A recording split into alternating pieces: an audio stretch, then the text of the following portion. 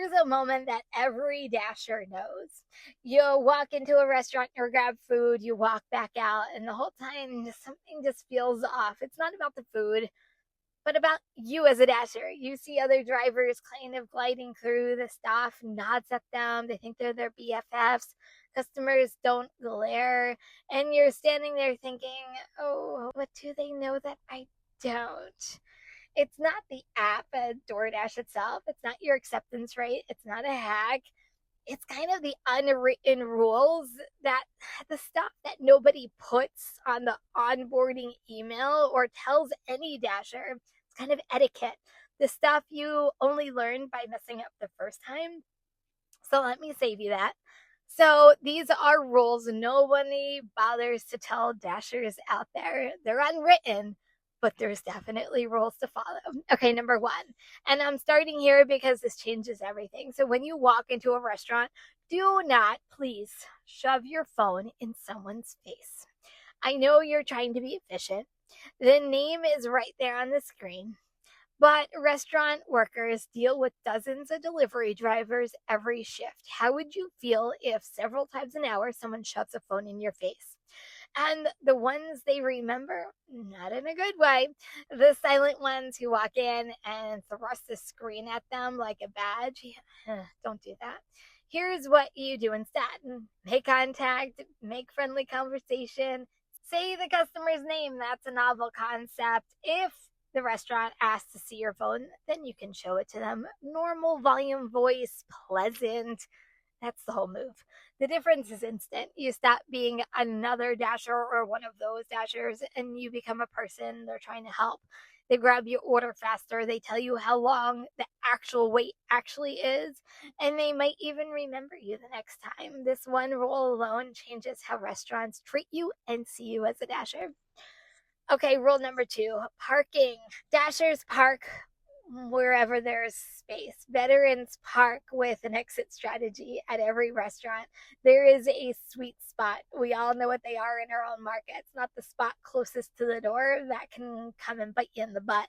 The spot, though, that you can exit in 3 seconds flat because you're on the move. Don't get boxed in. Don't park where you have to back out into traffic blindly. Stay out of the fire lanes. Don't park where you shouldn't, and you'll get parking tickets, because then that'll eat into your profits. And this one's subtle but important. If a restaurant has pickup parking specifically for delivery drivers, use it. That's what it's there for. That's the key. Don't take customer spots when there's designated areas for delivery drivers. Customers notice. Restaurants definitely notice. Park like you plan to leave, because you are, because you're on the go. Okay, rule number 3. You walk into a restaurant and another dasher is already waiting. So what do? Do you ignore them? Do you look at your phone? Do you pretend they don't exist? A lot of new drivers size each other up. They glance at each other's phone. They try to figure each other out. It's like silent competition. Veteran drivers do one thing. They don't really do much of anything but acknowledge their existence. They nod. They might even say, hey, how are you? How's things going? Is it slow? Is it busy? You can strike up a conversation with other dashers.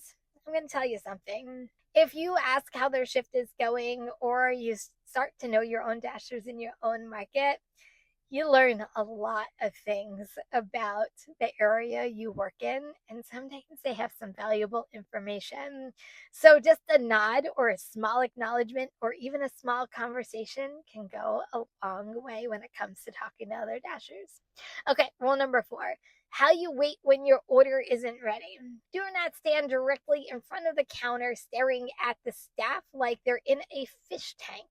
I understand the instinct. You want your order and you want it now. You want them to know you're there, you're important. You want to show that you're waiting. But what you're actually communicating is not that. You're pressuring the restaurant, and the pressure makes people slow down, not speed up. Stand back. Be respectful of other drivers too. You can stay in their line of sight, but give them some room to breathe. Lean against the wall, check your phone, communicate patiently, communicate to your customer. When you do need to check in, do it once politely. Hey, I'm here for Jane's order. Then step back and sound small. If you need an update, you just say, "Excuse me, do you have an update on my order? My customer is asking for an update." Kind of short, sweet, and simple. But if you're nice to a restaurant, they'll treat you nice back. Okay, rule number 5, multi-apping. We know a lot of Dashers run more than one app, but here's what new Dashers don't understand. Don't be obvious about it. I'm telling you, don't stand at the counter talking about your Uber Eats order while you're on a DoorDash order. Don't carry a Grubhub bag into a DoorDash pickup. The staff notices these things. Sometimes managers take it personally or offensively. They see you working for a competitor while their food is just sitting there getting cold. You never know how restaurants think, even how customers think. You stop being a partner and you become a problem for them. So if you have other apps on your phones or on different devices, keep them separate. Keep it in your pocket, keep it in your car while you're on your current delivery. The thing is just not to be obvious about what you're doing. The thing is to always be or appear to be that model dasher.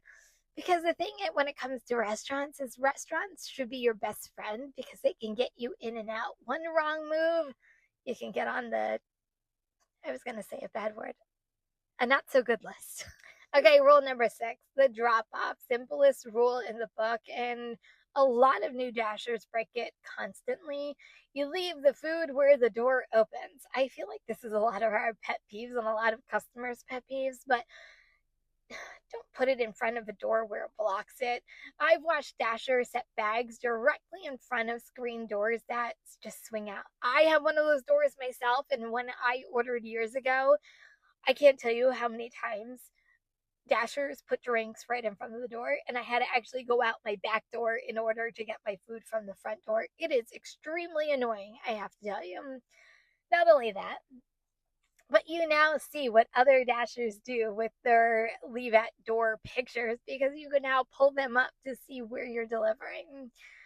And I can tell you, there are some pretty messed up pictures out there, dashers out there, but all I'm saying is be respectful of people's doors that swing out.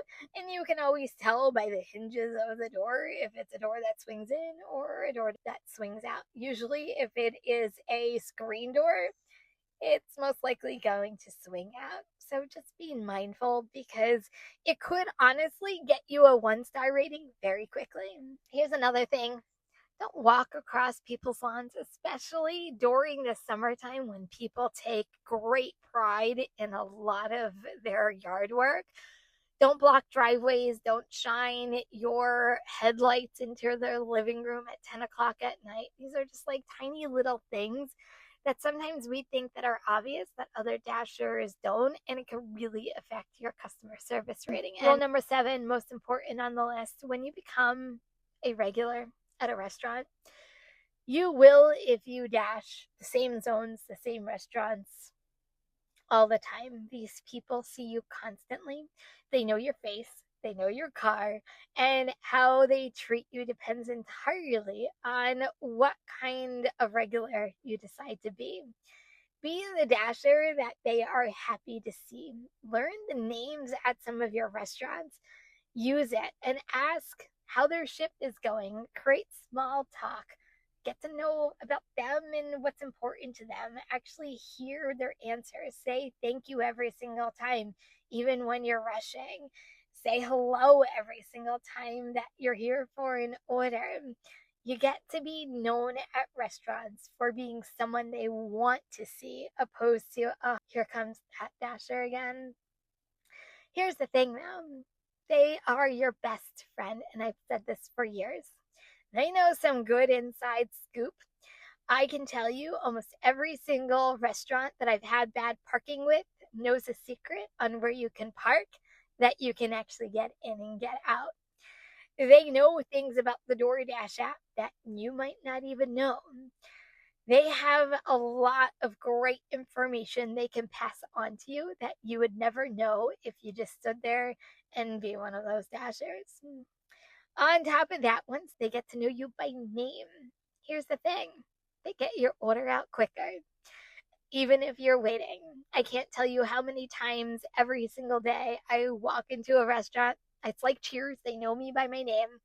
And like, oh, Kim, who are you here for? And I might be even in the back of the line. I'm like, oh, hey, I'm here for James when you get a chance. And guess what?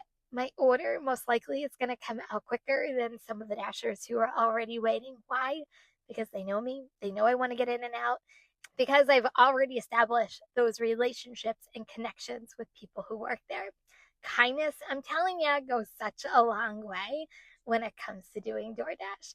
And that's from the merchant's end and the customer's end.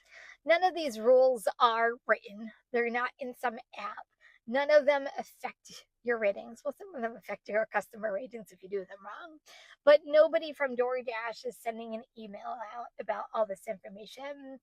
It's kind of unwritten rules that you know by doing this day in and day out, but they determine how your day actually feels doing DoorDash, because dashing isn't just about the orders, it's about the restaurant staff who hand you the food, the customers who open their doors, and the other drivers sharing stuff that's happening in your own zone.